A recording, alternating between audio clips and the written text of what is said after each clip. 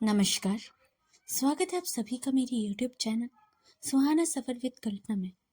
आप सुन रहे हैं मुंशी प्रेमचंद्र की लिखी कहानी इज्जत का खून।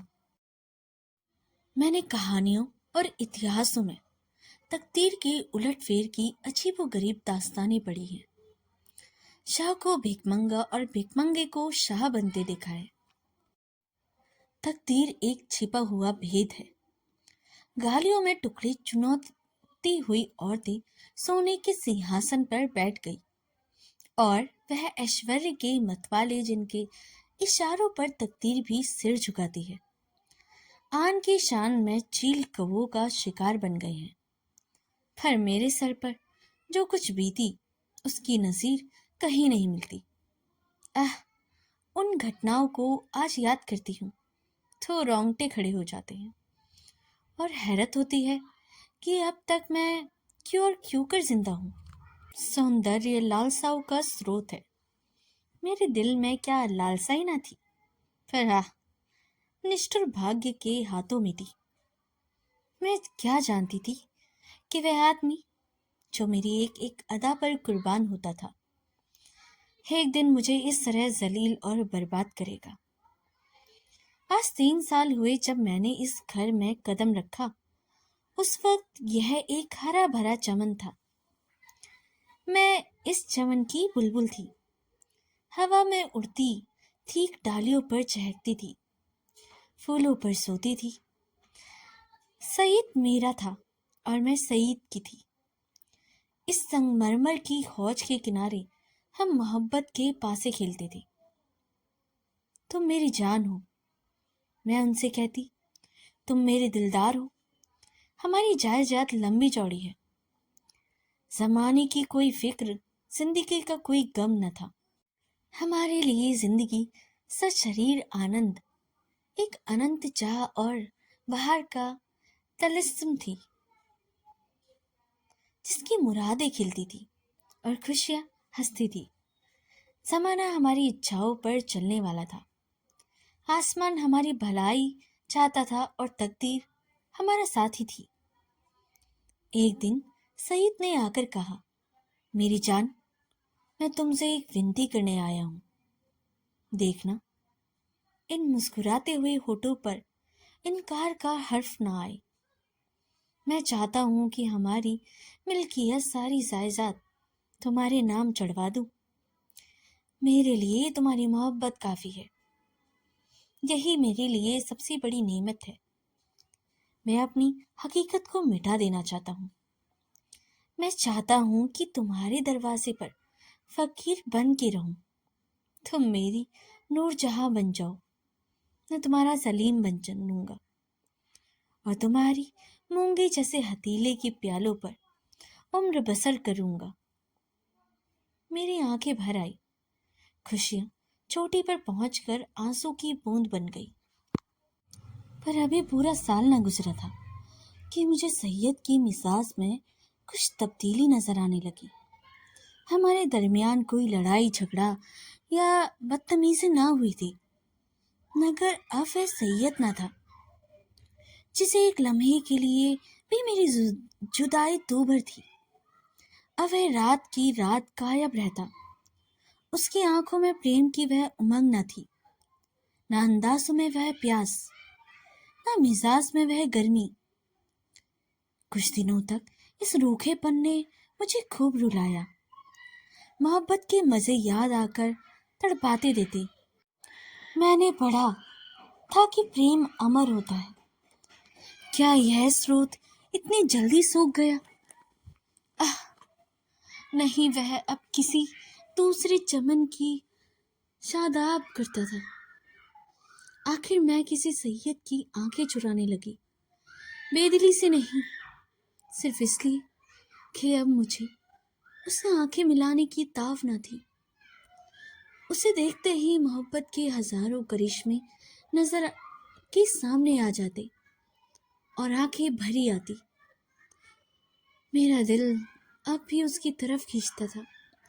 कभी कभी बेअख्तियार जी चाहता कि उसके पैरों पर गिरूं और कहूं, मेरे दिलदार, यह बेरहमी क्यों? क्या तुमने मुझसे मुंह फेर लिया है? मुझसे क्या खता हुई? लेकिन इस स्वाभिमान का बुरा हो तो जो दीवार बनकर रास्ते में खड़ा हो जाता। यहाँ तक कि धीरे धीरे दिल में मोहब्बत की जगह हसद ने ले ली। निराशा के धैर्य ने दिल को तस्कीन दी। मेरे लिए सैयद अब बीते हुए पसंद का एक भूला हुआ गीत था। दिल की गर्मी ठंडी हो गई, प्रेम का दीपक बुझ गया। यही नहीं, उसकी इज्जत भी मेरे दिल से रुखसत हो गई। जिस आदमी के प्रेम की पवित्र मंदिर में मैल भरा हुआ हो, वह हरगिज इस योग्य नहीं कि मैं उसके लिए धुलूं और मरूं। एक रोज शाम के वक्त मैं अपने कमरे में पलंग पर पड़ी और एक किस्सा पढ़ रही थी। तभी अचानक एक सुंदर स्त्री मेरे कमरे में आई। ऐसा मालूम हुआ कि जैसे कमरा चकमकाहट उठा। रूप की ज्योति ने दरों दीवारों को रोशन कर दिया। गोया अभी सफेदी हुई थी। उसकी अलंकृत शोभा, उसका खिला हुआ फूला जिसे लुभावना चेहरा, उसकी नशीली मिठास, किसी तारीफ करूं मुझ पर एक रौब सा छा गया। मेरा रूप का घमंड दिल में मिल गया। मैं आश्चर्य में थी कि ये कौन रमणी है और यहाँ क्यों कर आई है। बेअख्तियार उठी कि उससे मिलूं और पूछूं कि सैयद भी मुस्कुराता हुआ मेरे कमरे में आया। मैं समझ गई कि यह रमणी उसकी प्रेमिका है। मेरा गर्व जाग उठा। मैं उठी जरूर, पर शान से गर्दन उठाए हुए। आंखों में हुस्न की रौब की जगह घृणा का भाव आ बैठा। मेरी आंखों में वह रमणी रूप की देवी नहीं, डसने वाली नागिन थी। मैं फिर चारपाई पर बैठ गई और किताब खोलकर सामने रख ली। वह रमणी एक क्षण तक खड़ी मेरी तस्वीरों को देखती रही, तब कमरे से निकली। चलते वक्त उसने एक बार मेरी तरफ देखा। उसकी आंखों में अंगारे निकल रहे थे, जिसकी किरणों में हंस प्रतिशोध की लालिका झलक रही थी।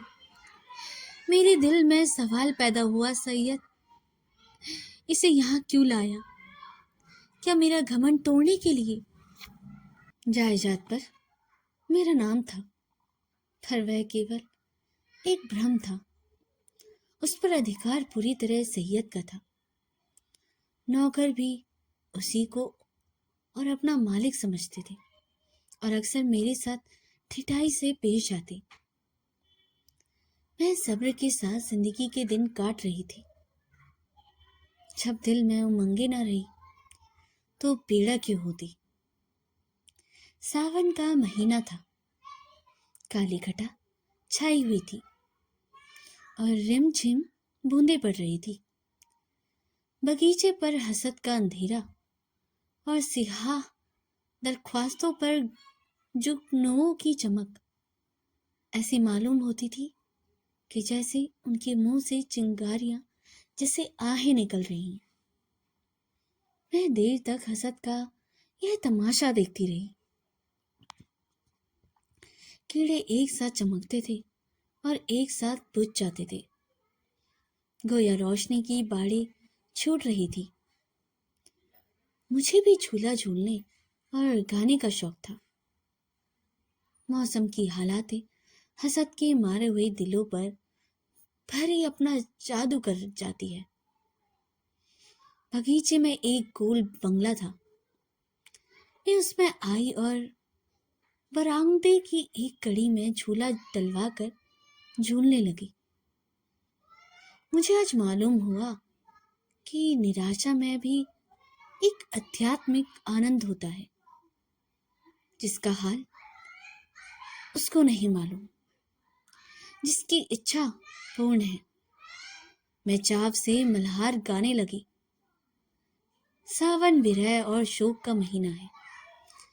गीत में एक वियोगी हृदय की गाथा ऐसे दर्द भरे शब्दों बयान की गई थी कि भर बस आंखों से आंसू टपकने लगे। इतने में बाहर से एक लालटेन की रोशनी नजर आई। सैयद और हसीना दोनों चले आ रहे थे। हसीना ने मेरे पास आकर कहा, आज यहाँ नाच रंग की महफिल सजेगी और शराब की दौड़ चलेंगे। मैंने घृणा से कहा, मुबारक हो हसीना, बार हम्मासे और मल्हार की ताने उड़ेंगी, साजिंदे आ रहे हैं। मैं शौक से, हसीना, तुम्हारा सीना हसद से चाक हो जाएगा। सैयद ने मुझसे कहा, जुबैदा, तुम अपने कमरे में चली जाओ, यह इस वक्त आपे में नहीं है। हसीना ने मेरी तरफ लाल लाल आंखें निकाल कर कहा, मैं तुम्हें अपने पैरों की धूल के बराबर भी नहीं समझती। मुझे फिर जब्त न रहा, अकड़ कर बोली, और मैं क्या समझती हूँ?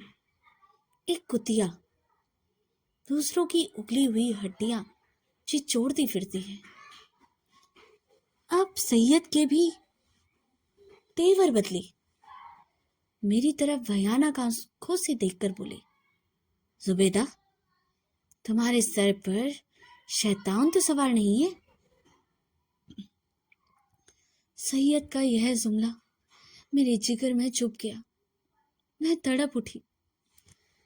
जिन होठों से हमेशा मोहब्बत और प्यार की बातें सुनी हो, उन्हों से यह जहर निकले, और बिल्कुल बेकसूर।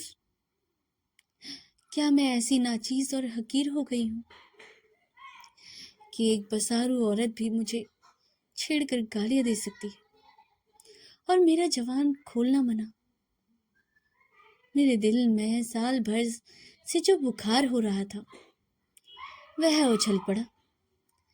मैं झूले से उतर पड़ी और सैयद की तरफ शिकायत भरी निगाहों से देखकर बोली, शैतान मेरे सर पर सवार हो या तुम्हारे सर पर, इसका फैसला तुम खुद कर सकती हो। सैयद, मैं तुमको अब तक शरीफ और गैरत वाला समझती थी, पर तुम खुद कर सकते हो। बेवफाई की इसका मलाला मुझे जरूर था, अगर मैंने सपनों में भी यह ना सोचा था कि तुम गैरत से इतनी खाली हो कि हया फरोश औरत के पीछे मुझे इस तरह जलील करोगे। इसका बदला तुम्हें खुदा से मिलेगा। हसीना ने तेज होकर कहा, तू मुझे हया फरोश कहती है? मैं बेशक कहती हूँ सैयद, और मैं बेगैरत हूँ। मैं बेशक बेगैरत ही नहीं, शोबदेबाज, मक्कार, पापी, सब कुछ। यह अल्फाज बहुत घिन्नावे हैं, लेकिन मेरे गुस्से के इजहार के लिए काफी नहीं। मैं ये बातें कह रही थी कि यकायक सैयद कैल्म में तड़के हट्टे कट्टे नौकर ने मेरी दोनों बाहें पकड़ ली और पलक मारते भर में हसीना ने झूले की रस्सियां उतार कर मुझे बरामदे के एक होले के खंबे से बांध दिया। इस वक्त मेरे दिल में क्या ख्याल आ रहे थे यह याद नहीं। मेरी आंखों के सामने अंधेरा छा गया। ऐसा मालूम होता था कि यह तीनों इंसान नहीं, यमदूत हैं। गुस्से की जगह दिल में डर समा गया था।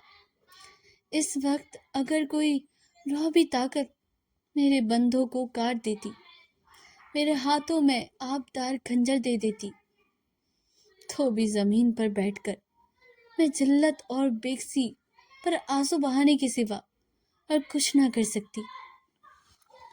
मुझे ख्याल आता था कि शायद खुदा की तरफ से मुझ पर बेहया कहर नाजिल हुआ है।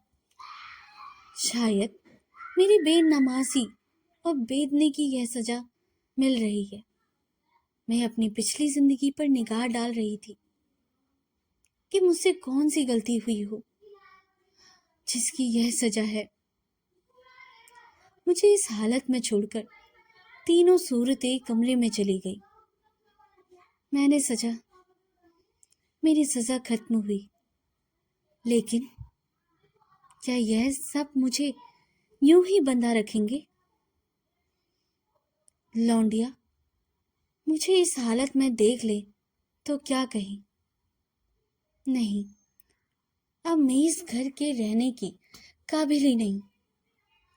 मैं सोच रही थी कि रस्सियां क्यों कर खोलूं, मगर अफसोस मुझे मालूम न था कि अभी तक जो मेरी गति हुई है यह आने वाली बेरहमियों का सिर्फ बयाना है।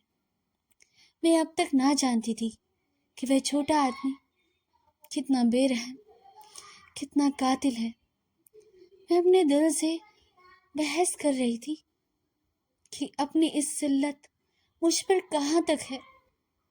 अगर मैं हसीना की उन दिल जलाने वाली बातों को जवाब न देती तो क्या यह नौबत न आती? आती, जरूर आती। वाह, काली नागिन मुझे डसने का इरादा करके चली थी। इसने उससे ऐसे दिल दुखाने वाले लहजे में ही बात शुरू की।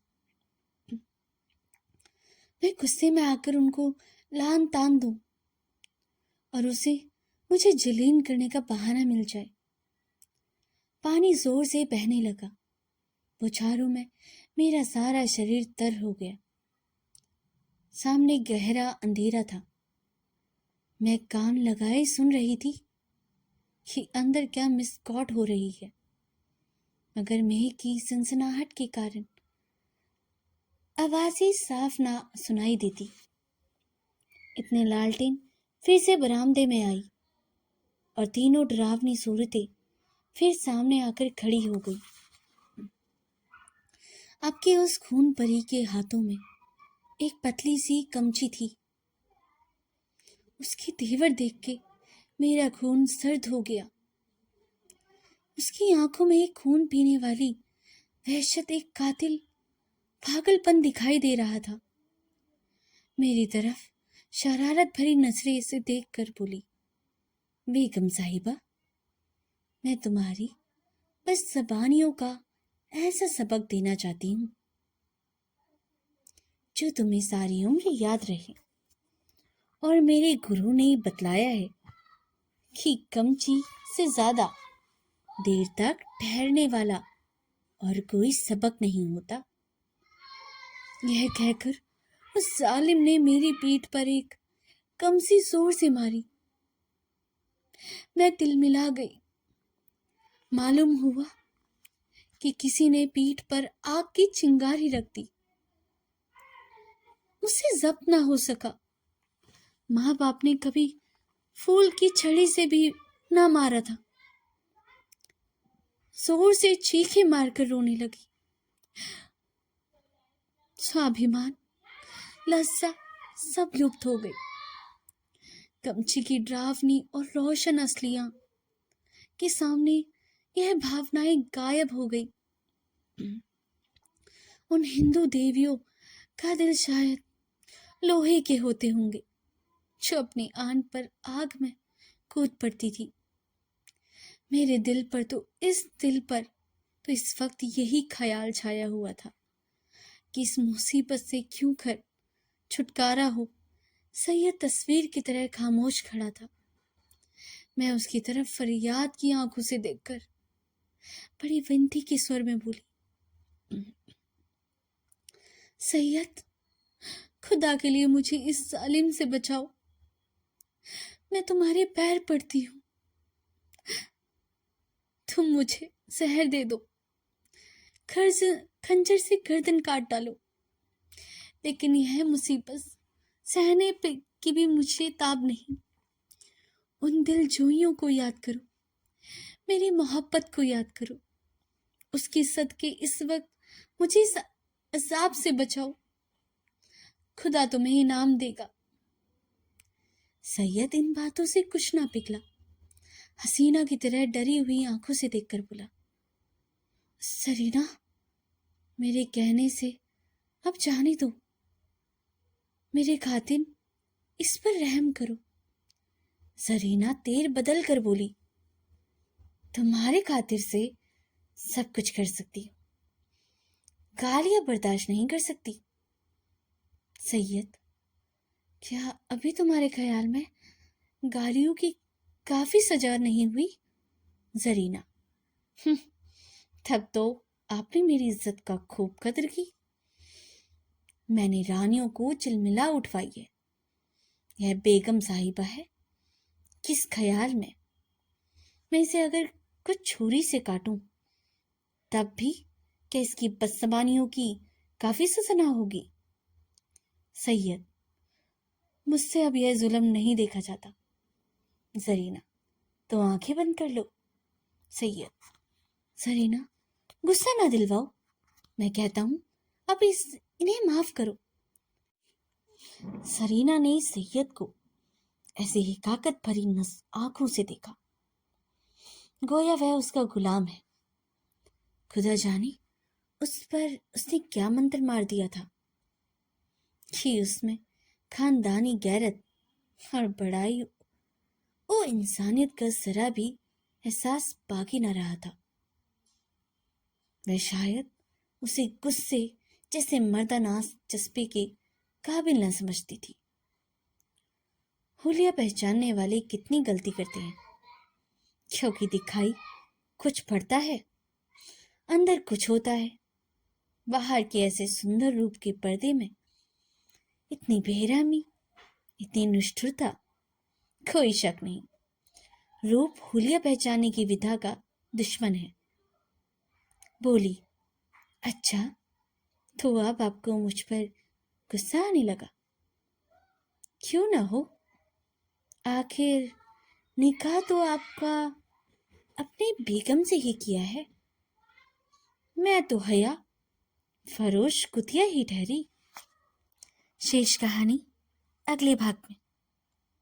तब तक के लिए धन्यवाद।